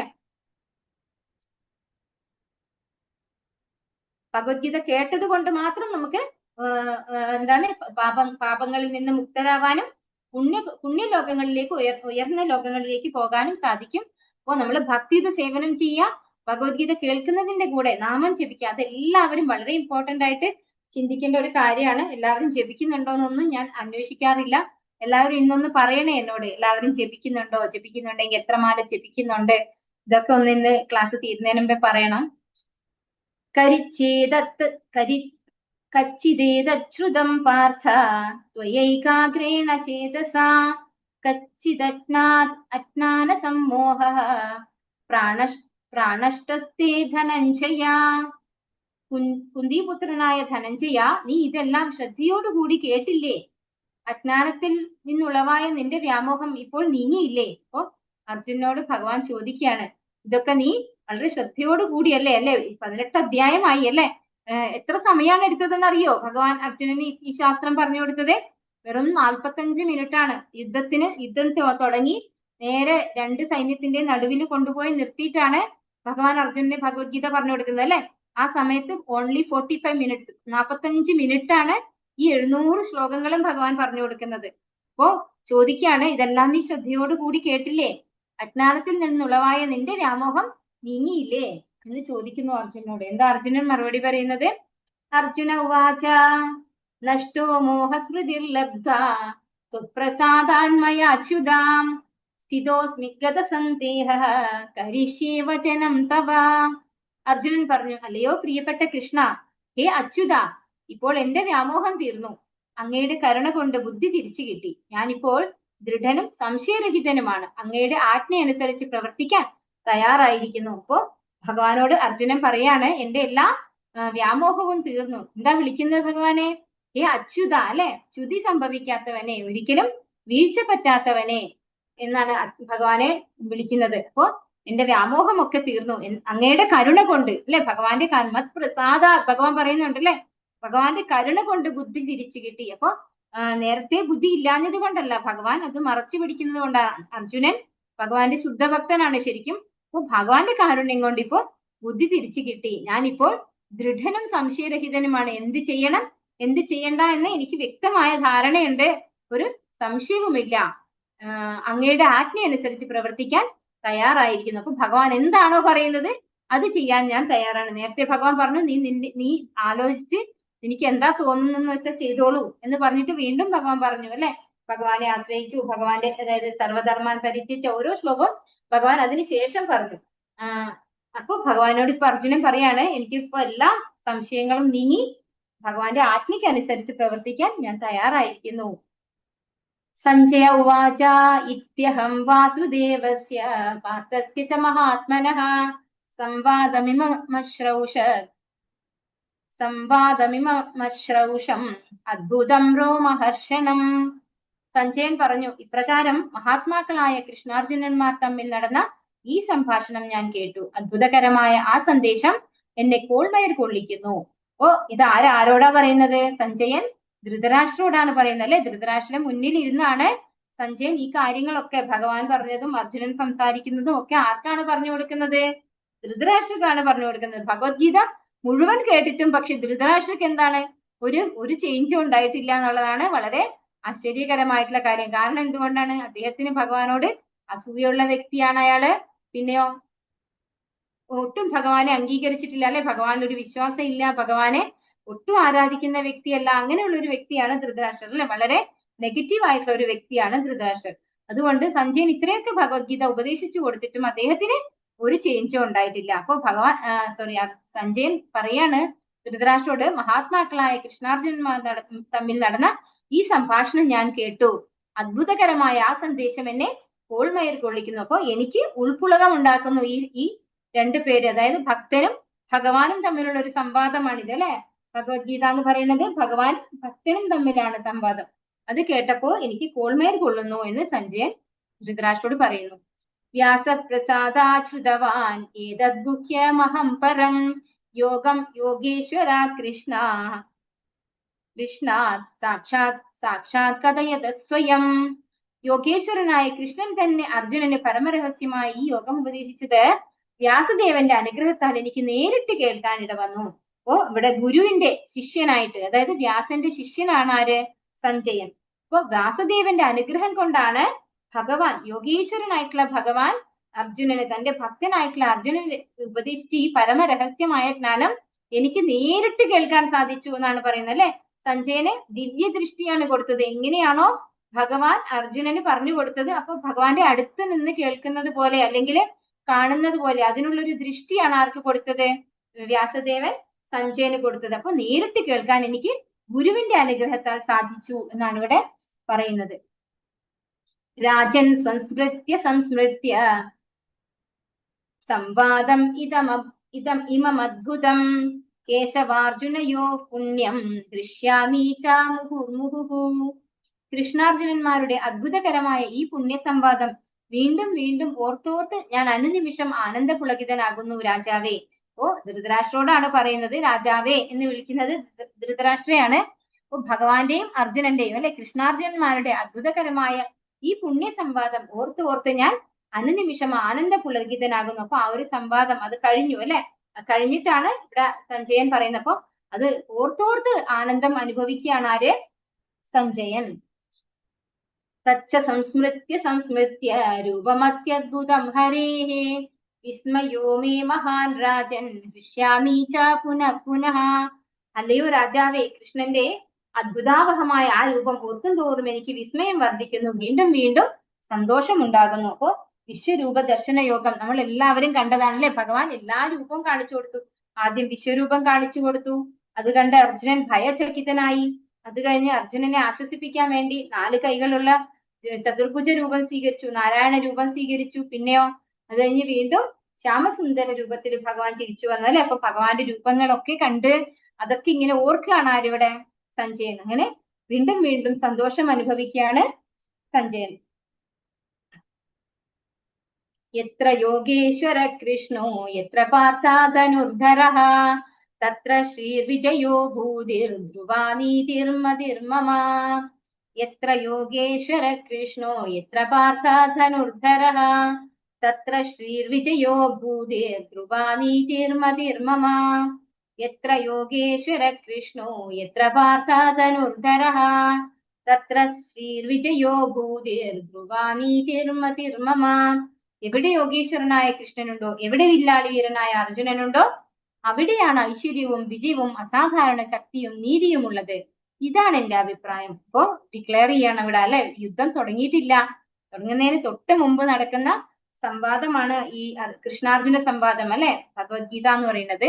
അപ്പൊ അതിന്റെ അവസാനത്തെ ശ്ലോകത്തില് സഞ്ജയൻ ധൃതരാഷ്ട്രോട് പറയാണ്, എവിടെയാണോ യോഗേശ്വരനായ ഭഗവാൻ ശ്രീകൃഷ്ണനുള്ളത്, എവിടെയാണോ വില്ലാളി വീരനായ അർജുനനുണ്ട് ഉള്ളത്, അവിടെ ഐശ്വര്യവും വിജയവും അസാധാരണ ശക്തിയും നീതിയും ഉണ്ട്. ഇതാണ് എന്റെ അഭിപ്രായം. അപ്പൊ അർജുനൻ ജയിച്ചതായിട്ട് ആര് പ്രഖ്യാപിച്ചു കഴിഞ്ഞു? ഇവിടെ സഞ്ജയൻ പ്രഖ്യാപിച്ചു. യുദ്ധം തുടങ്ങുന്നതിന് മുമ്പേ പ്രഖ്യാപിക്കുകയാണ് ഇവിടെ ചെയ്യുന്നത് അല്ലെ. ഭഗവാൻ ഉള്ളിടത്ത്, അർജുനൻ ഉള്ളിടത്ത്, വില്ലാളി വീരനായ അർജുനൻ ഉള്ളിടത്ത് ഐശ്വര്യം ഉണ്ടാകും, വിജയം ഉണ്ടാകും, അസാധാരണമായ ശക്തിയും നീതിയും ഉണ്ടാകും. അപ്പൊ നമ്മളും എന്താണ് ചിന്തിക്കേണ്ടത്, മനസ്സിലാക്കേണ്ടത്? നമ്മളും ഭഗവാനെ പ്രതിഷ്ഠിച്ച് ഭഗവാന്റെ ആജ്ഞ അനുസരിച്ചുകൊണ്ട് അങ്ങനെ ഭഗവാൻ നമ്മൾ ചിന്തിക്കും, ഭഗവാൻ എങ്ങനെയാണ് നമുക്ക് ആജ്ഞ തരിക, നമ്മൾ എങ്ങനെ അറിയാം ഭഗവാൻ എന്താ നമ്മളെ കൊണ്ട് ചെയ്യിക്കുന്നതാണോ അല്ലയോ എന്ന് നമുക്ക് എങ്ങനെ അറിയാൻ പറ്റും? അതിന് നമുക്ക് ഒരേ ഒരു വഴിയേ ഉള്ളൂ. ഭക്തിയിലേക്ക് നമ്മൾ പാലെടുത്ത് വെക്കണം. നമ്മൾ നാമം ജപിക്കണം. ഫസ്റ്റ് ഓഫ് ഓൾ ചെയ്യേണ്ടത് നാമം ജപിക്കണം. പറ്റുന്ന സർവീസ്, അതായത് ഭഗവാന്റെ സേവനം, ഭഗവാന് നിവേദ്യം അർപ്പിക്കുക. നമ്മൾ നോൺ വെജ് ഒന്നും കഴിക്കുന്ന ആ ഒരു കുടുംബത്തില്, അതായത് കുക്ക് ചെയ്യുന്നിടത്തൊക്കെ നമുക്ക് സാധിക്കില്ല, പക്ഷെ സാധിക്കുന്നതുണ്ടാവും. അതായത് ഭഗവാന് തുളസിദളം വെക്കാൻ നമുക്ക് ബുദ്ധിമുട്ടില്ല, ഭഗവാന് ജലം സമർപ്പിക്കാൻ നമുക്ക് ബുദ്ധിമുട്ടില്ല, ഭഗവാന് ഫ്രൂട്ട്സ് നിവേദിക്കാൻ നമുക്ക് ബുദ്ധിമുട്ടില്ല. അപ്പൊ അങ്ങനെയൊക്കെയുള്ള കാര്യങ്ങളിൽ നമുക്ക് തുടങ്ങാം. പിന്നെ ഭഗവാനോട് റിക്വസ്റ്റ് ചെയ്യാം, ഭഗവാനോട് സംസാരിക്കണം. നമ്മൾ എനിക്ക് എല്ലാവരോടും പറയാനുള്ളത് അതാണ്. ഭഗവാൻ, നമ്മൾ എങ്ങനെയാണോ നമ്മുടെ വീട്ടിലൊരാളോട് സംസാരിക്കുന്നത് അതുപോലെ നമുക്ക് ഭഗവാനോടും സംസാരിക്കാൻ പറ്റണം. നമ്മൾ ഭഗവാനോട് സംസാരിക്കുക, ഭഗവാന് വേണ്ടി ഓഫർ ചെയ്യുക. എത്ര കുറച്ച് സമയം മതി അതിന്. അങ്ങനെ നമ്മളിപ്പം ഇവിടെ ഓഫറിംഗ് മന്ത്രയൊക്കെ ഉണ്ട്, പക്ഷെ ഓഫറിംഗ് മന്ത്രം ഒന്നും അറിയില്ലെങ്കിലും ഹരേ കൃഷ്ണ പറഞ്ഞുകൊണ്ട് ചെയ്താൽ മതി. തുടക്കത്തിൽ അങ്ങനെ മതി. പിന്നെ നമ്മൾ കുറച്ച് ചെയ്യാൻ തുടങ്ങി ഒന്ന് ഇരുത്തം വന്നു കഴിഞ്ഞാൽ നമുക്ക് ഈ പറഞ്ഞ പോലെ ഉള്ളി വെളുത്തുള്ളി ഒക്കെ ഒഴിവാക്കി, അതുപോലെ നോൺ വെജ് ഒക്കെ ഒഴിവാക്കി, നമ്മൾ പരിശുദ്ധമായിട്ട് ഭഗവാൻ നിവേദ്യം സമർപ്പിക്കാൻ സമയം പറ്റുന്ന ആ ഒരു സിറ്റുവേഷൻ എത്തുമ്പോൾ നമുക്കത് ഭഗവാന് കുക്ക് ചെയ്ത് തന്നെ നിവേദിക്കാം. അത് സാഹചര്യം ഭഗവാനാണ് തരിക. നമ്മുടെ റിക്വസ്റ്റ് പോലെ നമ്മൾ ഭഗവാനോട് റിക്വസ്റ്റ് ചെയ്യുന്നത് അതിന്റെ അനുസരിച്ച് തോതനുസരിച്ചാണ് ഭഗവാൻ നമുക്ക് അവസരം തരിക. അപ്പൊ എല്ലാവരും അങ്ങനെ ചെയ്തു തുടങ്ങണം എന്നാണ് എനിക്ക് പറയാനുള്ളത്. ഹരേ കൃഷ്ണ കൃഷ്ണ കൃഷ്ണ ഹരേ ഹരേ, ഹരേ രാമ രാമ രാമ ഹരേ ഹരേ. വാഞ്ചാകൽപതരുഭ്യശ്ച കൃപാ സിന്ധുഭ്യവച പതിതാനാം പാവനേഭ്യോ വൈഷ്ണവേഭ്യോ നമോ നമഃ. आनंद गौड़ वैष्णव वृंद की जय, श्रील प्रभुपाद की जय, गुरु महाराज की जय, निताय गौर പ്രേമാനന്ദേ. ഹരി ഹരി ബോൾ. ഹരേ കൃഷ്ണ. ക്വസ്റ്റ്യൻസ് ഡിസ്കസ് ചെയ്യണ്ടേ? പിന്നെ അതിനു മുമ്പായിട്ട് എല്ലാവരും ജപിക്കുന്നുണ്ടോ? ഹരേ കൃഷ്ണ ഉണ്ടോ? എല്ലാവരും ജപിക്കുന്നുണ്ടോ? എത്ര മാല ജപിക്കുന്നുണ്ട്? നമ്മള് ഗ്രൂപ്പ് ഓപ്പൺ ആണോ മാതാജി? അഡ്മിൻ ഓൺലി ആണോ? മിനി മാതാജി ഹരേ കൃഷ്ണ. മാറ്റാം മാതാജി, ഇപ്പൊ അഡ്മിൻ ഓൺലി ആണ്, ഞാൻ മാറ്റിയിടാം. എല്ലാവരും ജപിച്ചു കഴിഞ്ഞിട്ട് ഡെയിലി ഇടാൻ പറ്റുമോ? ഞങ്ങൾ ഇത്ര, അതായത് ജപിച്ച നമ്പർ ഓഫ് റൗണ്ട്സ്, അതായത് ഇത്ര മാല ജപിച്ചു എന്ന് അതിൽ ഇടാൻ പറ്റുമോ? കാരണം മണിഭൂഷിത മാതാജി ഇത് പറഞ്ഞിട്ടുണ്ടായിരുന്നു നേരത്തെ. എല്ലാവരോടും പറയണം അവരവർ ജപിക്കുന്ന റൗണ്ട്സ് ഇത്രയാണെന്ന്. ഈ ഒരു കാര്യം പറയുമ്പോൾ ഞാൻ എല്ലാവരോടും പറയാം. ചിലർ ചോദിക്കാറുണ്ട്, നമ്മൾ ഇത്ര മാല ജപിച്ചു എന്ന് എന്തിനാണ് കൗണ്ട് ചെയ്തിടുന്നത്, എന്തിനാണ് എന്നുള്ളത്. അതിന്റെ ഒരു കാരണം എന്നോട് വേറെയും ആൾക്കാർ ചോദിച്ചിട്ടുള്ളതാണ്. അതായത് ഈ ഹരേ കൃഷ്ണയിൽ തന്നെ വന്ന് ആദ്യമൊക്കെ ജപിക്കും, പിന്നെ അവർക്ക് ഭയങ്കര പ്രഷർ ആവുന്നു, ഇത്ര ഇങ്ങനെ നമ്പർ ഇടേണ്ടി വരുന്നത് ഒരു വലിയ ആവശ്യമില്ലാത്ത കാര്യമല്ലേ എന്നൊക്കെ ചോദിച്ചു. അപ്പൊ ഞാൻ അവരോട് പറഞ്ഞു, അവർ പറഞ്ഞിട്ട് എന്നോട്, ഞങ്ങൾ സ്ഥിരമായിട്ട് എല്ലാ ഓൾ ടൈം ജപിക്കും, അങ്ങനെയാണ് പറയാൻ എൻ്റെ അടുത്ത്. സദാസമയം ഞങ്ങൾ നാമം ജപിക്കും, അങ്ങനെയാണ് നമ്മൾ ചെയ്യുന്നത് പറഞ്ഞു. അപ്പൊ ഞാൻ പറഞ്ഞു, ഇപ്പൊ എത്ര കൗണ്ട് നമ്മൾ ജപിച്ചു എന്ന് നമുക്കറിയില്ല, പക്ഷെ നമ്മുടെ ഉള്ളിൽ വരിക ഒരു സ്വാഭാവികമായിട്ടുള്ള ഒരു അഹങ്കാരം വരും. ഞാൻ സദാ ഭഗവാന്റെ നാമം ജപിക്കുന്ന വ്യക്തിയാണ് എന്നൊരു തോന്നൽ നമ്മുടെ ഉള്ളില്, നമ്മൾ ഈ ഓൾ ടൈം ജപിക്കുമ്പോൾ നമ്മൾക്ക് തോന്നുന്നു നമ്മൾ ഒരുപാട് ജപിക്കുന്നുണ്ട് എന്നൊരു തോന്നലാണ് വരിക. പക്ഷെ നമ്മൾ കൗണ്ട് ചെയ്ത് ജപിക്കാൻ തുടങ്ങുമ്പോഴാണ് നമ്മൾ അറിയുക, നമുക്ക് ഇത്ര പോലും ജപിച്ച് തീരാൻ പറ്റുന്നില്ല. നമ്മളൊരു 16 മാല ജപിക്കണമെങ്കിൽ നമ്മൾ സ്ട്രഗിൾ ചെയ്യണം, അല്ലെ? നമ്മൾ ആ ഒരു കോൺസെൻട്രേഷനിൽ ഇരുന്ന് പെർഫെക്റ്റ് ആയി ഇരുന്ന് ഒന്ന് ജപിക്കുന്നത് കൊണ്ടാണ് നമുക്കത് കൗണ്ട് ചെയ്യേണ്ടി വരുന്നത്. അപ്പോ അത് മാത്രമല്ല, എല്ലാവരും പിന്നെ ഭഗവാന്റെ ഭക്തന്മാരെല്ലാവരും കൗണ്ട് ചെയ്തിട്ട്, അതായത് ഹരിദാസ് ഠാക്കൂർ പോലും 3 ലക്ഷം മാല ജപിക്കണം എന്നാണ്, 3 ലക്ഷം തവണ ഭഗവാന്റെ നാമം ജപിക്കണം എന്നാണ് ഒരു ഫിക്സ് ചെയ്ത്. അപ്പൊ ഒരു കൗണ്ടിങ് ഭഗവാന്റെ നാമം ജപിക്കുന്നതിൽ എപ്പോഴും ഉണ്ടാവണം. അങ്ങനെ ഉണ്ടാകുമ്പോൾ നമ്മള് ശരിക്കും പറഞ്ഞാൽ നമുക്ക് കൂടുതൽ കൂടുതൽ ആഗ്രഹം വരും, ഇനിയും ജപിക്കണം ഇനിയും ജപിക്കണം എന്ന്. പക്ഷെ കൗണ്ട് ചെയ്യാതെ ജപിക്കുമ്പോൾ നമുക്ക് ഈ ആഗ്രഹം വരില്ല. ഭഗവാന്റെ സേവനത്തിൽ നമ്മൾ ഭയങ്കര ഭക്തന്മാരാണെന്നുള്ളൊരു തോന്നൽ വരും. പിന്നെ ഇംപ്രൂവ് ചെയ്യണം, അതായത് ഇനിയും മുന്നോട്ട് പോകണം എന്നുള്ളൊരു ആഗ്രഹം നമ്മളിലെ ഉള്ളിൽ ഇല്ലാണ്ടാവും. അങ്ങനെയൊക്കെയാണ് കൗണ്ട് ചെയ്യാതെ ജപിക്കുന്നതിന്റെ പ്രത്യേകത. അപ്പൊ ആർക്കും പ്രഷർ ഒന്നും തീരല്ല, അവരവര് ജപിക്കാൻ പറ്റുന്നത് എത്രയാണോ അത്ര ജപിച്ചാൽ മതി. അത് നമ്പർ അതിലില്ല, അതാണ് പറയുന്നത്. ഓക്കെ, എല്ലാവരും മതിച്ച് ഓപ്പൺ ആക്കിയിടും. അപ്പൊ കിടക്കുന്നതിന് മുമ്പായിട്ട് നിങ്ങൾ ജപിച്ചു കഴിഞ്ഞ റൗണ്ട്സ് അതിലൊന്ന് നമ്പർ ഇട്ടാല്, അത് അങ്ങനെ ഇടുമ്പോ എന്താ ഗുണം എന്ന് വെച്ചാല്, ചിലര് ജപിക്കുക 2 മാലയായിരിക്കും, ചിലര് ജപിക്കുക 8 മാലയായിരിക്കും, ചിലപ്പോ ചിലര് 16ഓ 20ഓ ഒക്കെ ജപിക്കും, അല്ലെ? അപ്പൊ ഈ 2 മാല ജപിക്കുന്നവർക്ക് ആലോചിക്കാൻ പറ്റും, അവരൊക്കെ ഈ 16 20 ഒക്കെ ജപിക്കുന്നത്, എനിക്ക് കുറച്ച് ഇമ്പ്രൂവ് ചെയ്യാൻ പറ്റില്ലേ എന്ന് അവർ ചിന്തിക്കും, അല്ലെ? സ്വാഭാവികമായിട്ട് ശരിയല്ലേ ഞാൻ പറയുന്നത്? നമ്മൾ കുറച്ച് ജപിക്കുന്നവര് നമ്മളെ സിറ്റുവേഷൻസ് അനുസരിച്ചാണ് നമ്മൾ ജപിക്കുക. അപ്പൊ ഒരു ആഗ്രഹം അവരുടെ ഉള്ളിലും വരും. അപ്പൊ അതിനുള്ളൊരു സിറ്റുവേഷൻ അവർ ഉണ്ടാക്കാൻ അവർക്ക് ഇല്ല സിറ്റുവേഷൻ എങ്കിൽ ഭഗവാനോട് റിക്വസ്റ്റ് ചെയ്യും, ഭഗവാനെ എന്നെ ഒന്ന്, എന്റെ ഒരു വ്യക്തിപരമായ അനുഭവമാണ്. ഞാൻ തുടങ്ങുമ്പോൾ ഞാൻ 16 മാല ജപിക്കാൻ തുടക്കത്തിൽ തന്നെ ഞാൻ 16 മാല ജപിക്കുക ചെയ്തത്. സ്റ്റാർട്ടിങ് 1 ഡേ ഞാൻ ജപിക്കും 16 മാല.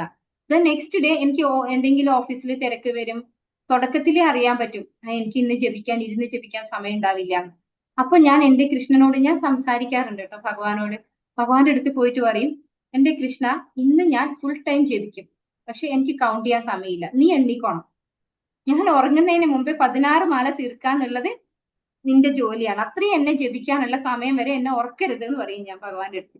പക്ഷെ അന്ന് ഞാൻ ഈ ഹരികൃഷ്ണയില് ജസ്റ്റ് സ്റ്റാർട്ടിങ് ബിഗിനർ ആയിരുന്നു, എനിക്ക് അറിയില്ല ഇങ്ങനെ കൗണ്ട് ചെയ്ത് ജപിക്കാറുണ്ട്. പക്ഷെ സിറ്റുവേഷൻസ് അനുസരിച്ച് ചില ദിവസങ്ങൾ എനിക്ക് 2 മാലയായിരിക്കും, ചിലപ്പോൾ 4 മാല. അതായത് ആൾട്ടർനേറ്റീവ് ഡേയ്സ് ഞാൻ ജപിക്കും 16 മാല, ആൾട്ടർനേറ്റീവ് ഡേയ്സ് എനിക്ക് ജപിക്കാൻ പറ്റില്ല. ഇത് ഞാനിങ്ങനെ എഴുതി വെക്കാൻ തുടങ്ങിയപ്പോൾ എനിക്ക് മനസ്സിലായി ഇതിലെന്തോ മായയുടെ കളിയാണെന്ന്. പിന്നെ ഞാൻ സ്ട്രോങ് ഡിസിഷൻ എടുത്തു, 16 മാല ഞാൻ ജപിക്കാൻ അതിനുശേഷം തുടങ്ങുകയും ചെയ്തു. പിന്നെ ഒരു 10 ഡേയ്സ് എനിക്ക് ഇതുപോലെ ആൾട്ടർനേറ്റീവ് ഡേയ്സ് എനിക്ക് ജപിക്കാൻ പറ്റിയിട്ടില്ല. അപ്പൊ ഞാനത് ശ്രദ്ധിച്ചപ്പോ എനിക്ക് മനസ്സിലായി, അത് നമ്മൾ ഓവർകം ചെയ്തേ പറ്റും. നമ്മൾ ആ സിറ്റുവേഷനെ ഓവർകം ചെയ്യാന്നുള്ളതാണ് നമ്മുടെ പ്രധാനമായിട്ടുള്ള ഒരു കാര്യം. അപ്പൊ അതുപോലെ എല്ലാവർക്കും സിറ്റുവേഷൻസ് ചിലപ്പോ പ്രോബ്ലംസ് ഒക്കെ ഉണ്ടാക്കും. ഇപ്പൊ ഭഗവാന്റെ അടുത്ത് പോയി റിക്വസ്റ്റ് ചെയ്യാം, നമുക്ക് ഫുള്ള് ജപിക്കാനുള്ള ഒരു സിറ്റുവേഷൻ തരണേ, മനസ്സ് തരണേ, അങ്ങനെയൊക്കെ നമുക്ക് റിക്വസ്റ്റ് ചെയ്യാൻ പറ്റും. ഹരേ കൃഷ്ണ. അപ്പൊ നമുക്ക് ക്വസ്റ്റ്യൻ ആൻസർ ഡിസ്കസ് ചെയ്യാം.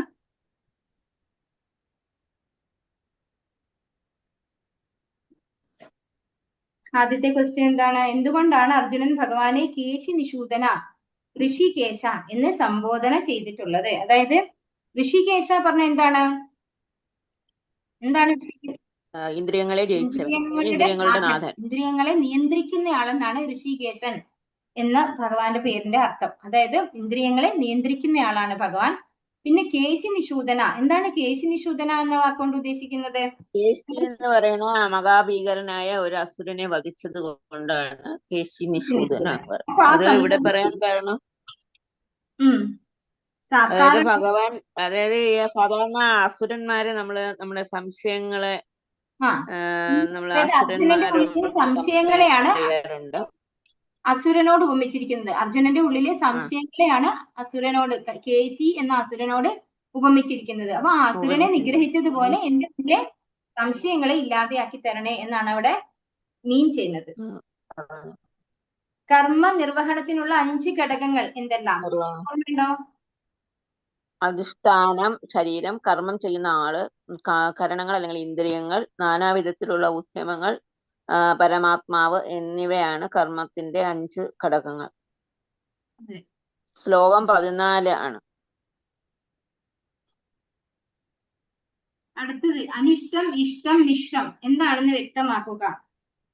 ഇത് 3 കർമ്മഫലങ്ങളാണ്. അനിഷ്ടം നരകത്തിലേക്ക് നയിക്കുന്നതും ഇഷ്ടം സ്വർഗത്തിലേക്ക് നയിക്കുന്നതും മിശ്രം രണ്ടും ചേർന്നതും. ത്യാഗികളല്ലാത്തവർക്ക് മരണാനന്തരം അനുഭവിക്കേണ്ടി വരുന്ന കർമ്മ ഫലങ്ങളാണിത് 3. സന്യാസികൾക്ക് ഇത്തരം അനുഭവങ്ങൾ ഉണ്ടാകില്ല. ശ്ലോകം 12 ആണ്.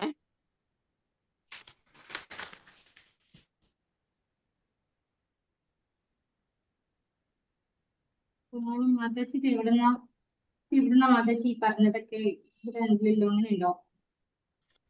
ശ്ലോകം 12 മാതാജി.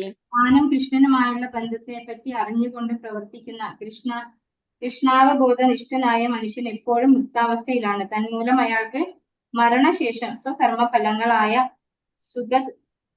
സുഖദുഃഖാനുഭവങ്ങൾക്ക് ഇടവരുന്നില്ല. അനിഷ്ടം, ഇഷ്ടം, മിശ്രം എന്നിങ്ങനെ 3 വിധത്തിലുള്ള കർമ്മഫലങ്ങളെയും ത്യാഗികളല്ലാത്തവർക്ക് മരണാനന്തരം അനുഭവിക്കേണ്ടി വരും. സന്യാസികൾക്ക് അത്തരം അനുഭവങ്ങൾ ഉണ്ടാവില്ല. ഇത്രയല്ലേ ഉള്ളൂ. ഇങ്ങനെ സ്പെസിഫിക് ആയിട്ട് അനിഷ്ടം ഇന്നതാണ് എന്താണ് ഇഷ്ടം, അനിഷ്ടം, മിശ്രം എന്നുള്ളത് അതിനകത്ത് ഒന്ന് സ്പെസിഫൈ ചെയ്തിട്ടുണ്ട് മാതാജി. അത് ഞാനൊന്ന് മനസ്സിലാവാൻ വേണ്ടി എഴുതി വെച്ചതേ ഉള്ളൂ. നമ്മുടെ ആ ബുക്കിലെ യഥാരൂപത്തിലൊരു ഇതിലുണ്ട്. പേജ് അനിഷ്ടം നരകത്തിലേക്ക് നയിക്കുന്നത്, ഇഷ്ടം സ്വർഗത്തിലേക്ക് നയിക്കുന്നത്, മിശ്രം രണ്ടും ചേർന്നു. ഓക്കെ, മീനിങ്ങില് അല്ലെ?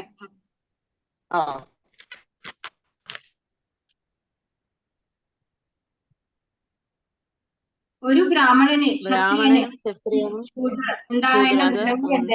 42 ശാന്തത, ആത്മസംയമനം, തപസ്, വിശുദ്ധി, ക്ഷമ, സത്യസന്ധത, ജ്ഞാനം, വിജ്ഞാനം, ആസ്തിക്യം എന്നിവയാണ് ബ്രാഹ്മണരുടെ പ്രവർത്തികളുടെ ഗുണവിശേഷം. പരാക്രമം, ബലം, നൈപുണ്യം, യുദ്ധത്തിൽ ധൈര്യം, ഔദാര്യം, നേതൃത്വം എന്നിവ ക്ഷത്രിയരുടെ പ്രവർത്തനങ്ങളുടെ സ്വഭാവ ഗുണങ്ങളാണ്. കൃഷി, ഘോരശാപാരം എന്നിവ വൈശ്യർക്ക് സ്വാഭാവികങ്ങളായ കർമ്മങ്ങളത്രേ. ശൂദ്രരുടേത് അധ്വാനവും മറ്റുള്ളവരെ പരിചരിക്കലുമാണ്. ശ്ലോകം 42, 43, 44. ഹരേ കൃഷ്ണ. അപ്പൊ ഇത് എല്ലാവരും നമ്മൾ ക്ലാസ് എടുക്കുന്ന സമയത്ത്, കാരണം നമുക്കിത് ആസ് ഇറ്റ് ഈസ് പറഞ്ഞു തരും ഓർമ്മ ഉണ്ടാവില്ല, ആദ്യം നോക്കേണ്ടി വരും. അപ്പൊ അത് അന്നേരം നോട്ട് ചെയ്താല് കറക്റ്റ് ആയിട്ട് എഴുതി വെക്കാം. കാരണം അതുകൊണ്ടാണ് ഞാൻ ഇമ്പോർട്ടന്റ് ആയിട്ടുള്ളതൊക്കെ സ്ട്രെസ് ചെയ്തിട്ട് 2-3 വട്ടമൊക്കെ പറയുന്നുണ്ട് ക്ലാസ്സിൽ. ശ്ലോകം 63 എന്താണ് പറയുന്നത്? 63 എന്താണ്? അതിരഹസ്യമാണ് ഞാൻ നിനക്ക് വിവരിച്ചു തരുന്നത്. ഇനി സമഗ്രമായി ആലോചിച്ച ശേഷം ഹിതമെന്ന് തോന്നുന്നത് എന്തോ അത് ചെയ്യുക. ഭഗവാൻ അർജുനന് വിട്ടുകൊടുക്കുന്ന ഒരു ശ്ലോകമാണ് അല്ലെ? ഇഷ്ടമുള്ളത് പോലെ ചെയ്യും.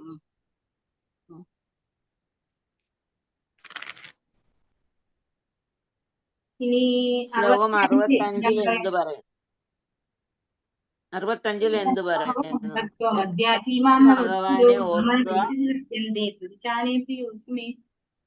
ഭഗവാനെ ആരാധിക്കുക, ഭഗവാന്റെ ഭക്തനാവുക, ഭഗവാനെ പ്രണമിക്കുക, ഭഗവാനെ ആരാധിക്കുകയും പ്രണമിക്കുകയും ചെയ്യുക. ഇങ്ങനെ ചെയ്തു പോന്നാൽ നിശ്ചയമായും നിനക്ക് എന്നെ പ്രാപിക്കാം. ഞാൻ തീർത്തു പറയുന്നു, എന്തെന്നാൽ എനിക്ക് പ്രിയപ്പെട്ടവനാണ് നീ. എങ്ങനെയുള്ളവർക്ക് ഈ രഹസ്യമായ ജ്ഞാനം ഉപദേശിക്കാൻ പാടില്ല?